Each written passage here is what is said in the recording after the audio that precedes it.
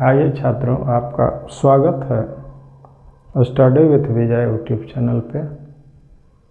आइए आज आपके लिए एक संदेश है। क्या है? कैसे पढ़ना चाहिए कि 400 से ऊपर नंबर आए। मैट्रिक क्लास के छात्रों का कैसे पढ़ना चाहिए कि 400 से ऊपर नंबर आए। आइए हम इस पर आज कुछ आप लोगों को बताता हूँ, तो ध्यान से सुने। अगर आपको 400 से ऊपर नंबर लाना है तो क्या क्या करना चाहिए छात्रों को, किस प्रकार से इसके संबंध में मैं आपको बताने जा रहा हूँ। तो आप ध्यान से YouTube पर बने रहें शुरू से अंत तक। ये देखिए, सबसे पहला नंबर छात्रों को क्या चाहिए, पूरे विषय, जो भी विषय है, जो पेपर है, यानी मैट्रिक क्लास में 5 प्रमुख पेपर होता है। यानी कौन कौन होता है? सबसे कठिन विषय जो छात्र अपने, बहुत सारे छात्र कठिन विषय मैथ को मानते हैं, तो मान लिया जाए पहले नंबर में मैथ लिया। मैथ का पेपर 100 नंबर का आता है। इसके बाद है संस्कृत। इसको भी छात्र लोग थोड़ा सा मुश्किल विषय मानते हैं, तो इसका नंबर भी 100 अंक का होता है। इसके बाद है साइंस। ये भी 100 नंबर का है, प्रैक्टिकल के साथ। 80 नंबर का थ्योरी है और 20 नंबर का प्रैक्टिकल है, यानी कुल 100 नंबर का यह भी है। इसके बाद है सोशल साइंस।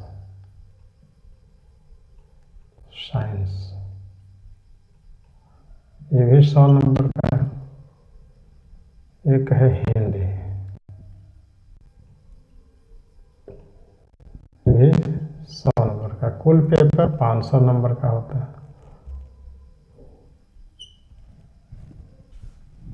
जिसमें इंग्लिश भी शामिल है। इंग्लिश का नंबर इसमें ऐड नहीं होता है, लेकिन उसमें पास होना भी ज़रूरी है।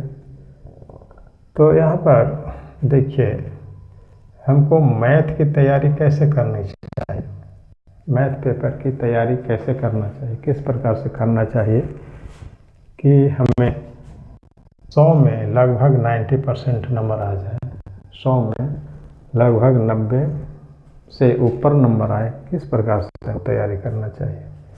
यहाँ पर देखिए, मैथ में जितने भी फार्मूले हैं, मैथ का टोटल फार्मूला क्लास 10th का या 9th का जो भी है, तो जितना भी फार्मूला आपके दिमाग में पहले से जो पढ़े हैं, उस सारा के सारा फार्मूला, पूरे फार्मूला का यहाँ पर रिवीजन करना, यानी डेली लिखने का रूटीन बना लेना है। यहाँ पर देखिए, अपना डेली रूटीन, अपना डेली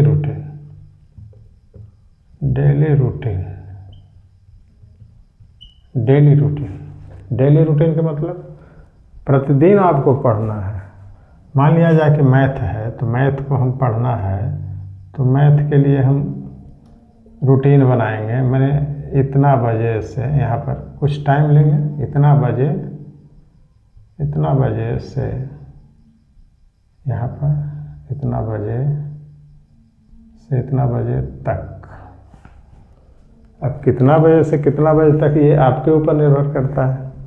आप अपने सुविधा के अनुसार, जब आपको 24 घंटा में जब आपको समय मिले, तो मैथ के लिए कम से कम 2.5 घंटा देना है, क्योंकि मैथ कठिन विषय होता है बच्चों के लिए। तो यहाँ पर कठिन विषय है, तो आप अपनी सुविधा अनुसार दिन में या रात में किसी टाइम, यानी 24 घंटा में आपको 2.5 घंटा समय देना है, चाहे जो समय है, या आप अपनी सुविधा अनुसार इतना बजे से इतना बजे तक आप लिख लीजिए अपने कॉपी में रूटीन, अपना डेली रूटीन। इतना बजे से इतना बजे तक क्या पढ़ना है, तो मैथ पढ़ना है। मैथ पढ़ना है प्लस फॉर्मूला। इसको क्या करना है, डेली लिखना है। फार्मूला डेली कॉपी पर लिखना है, एक दिन भी बीच नहीं करना है।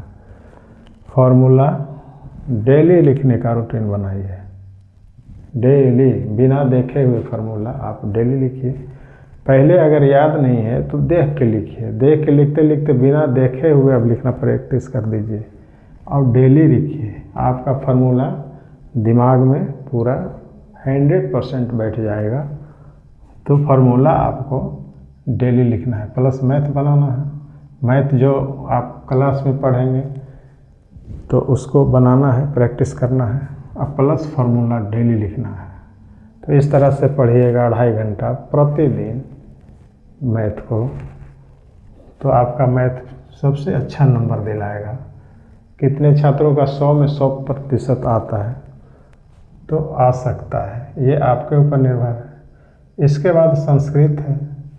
संस्कृत में 2 चीज़ होता है, संस्कृत में व्याकरण से भी प्रश्न पूछा जाता है और संस्कृत किताब से, उससे भी 2 तरह का, यानी व्याकरण और संस्कृत किताब से मिला करके 100 नंबर का प्रश्न है। तो उसमें भी समय, उसका भी लिख लीजिए रूटीन में कि इतना बजे से इतना बजे तक हमको, अगर इसमें 1.5 घंटा समय देते हैं चाहे 1 घंटा देते हैं, जो भी दें, लेकिन समय देना है, निश्चित रूप से समय देना है। रूटीन के मतलब क्या, रूटीन फेल नहीं होना चाहिए।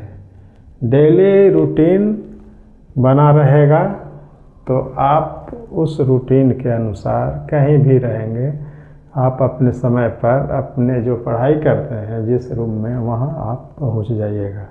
और इस तरह से लिख करके उस रूम में साट दीजिए, दीवार में चिपका दीजिए।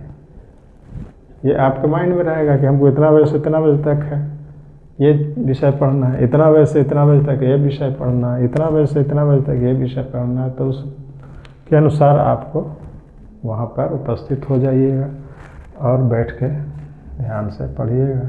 तो यहाँ पर समय जो है हर विषय का इतना बजे से इतना बजे तक अपनी सुविधा अनुसार 24 घंटा में जब आपको समय मिलता है तभी उसी के अनुसार आप बनाइए, अपने सुविधा अनुसार। अब आपका क्या समय मिलता है, कब समय मिलता है 24 घंटा में, कब फ्री रहते हैं पढ़ने के लिए, तो आप ही जानते होंगे।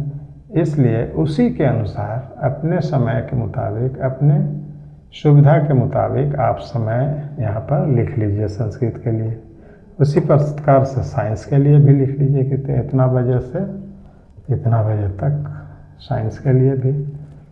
अगर 1 घंटा समय देना चाहते हैं तो 1 घंटा, यानी समय लिख लीजिए। सारे पेपर को इस तरह से इतना बजे से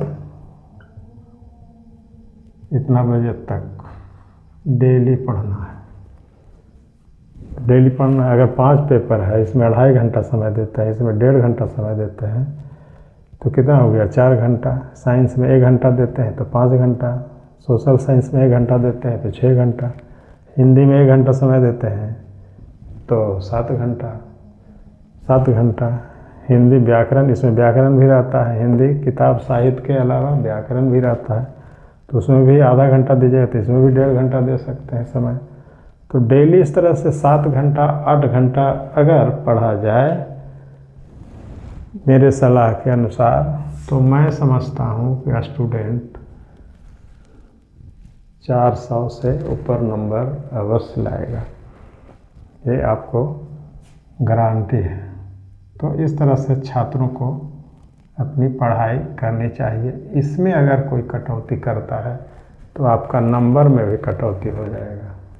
इसलिए मैं सलाह देता हूँ कि आप इस रूटीन के अनुसार, मेरे कहे अनुसार आप अपने अध्ययन में लगे रहें, लग जाएं, तो आपका बोर्ड के परीक्षा में 400 से ऊपर नंबर लाने से कोई रोक नहीं सकता है। तो ये सब था आज का ट्रिक, ये सब इसके अनुसार पढ़ना चाहिए। इस रूटीन के अनुसार आपको अवश्य पढ़ना चाहिए। यही आपको सफलता दिला सकता है और अच्छा से अच्छा नंबर आपको दिलाएगा।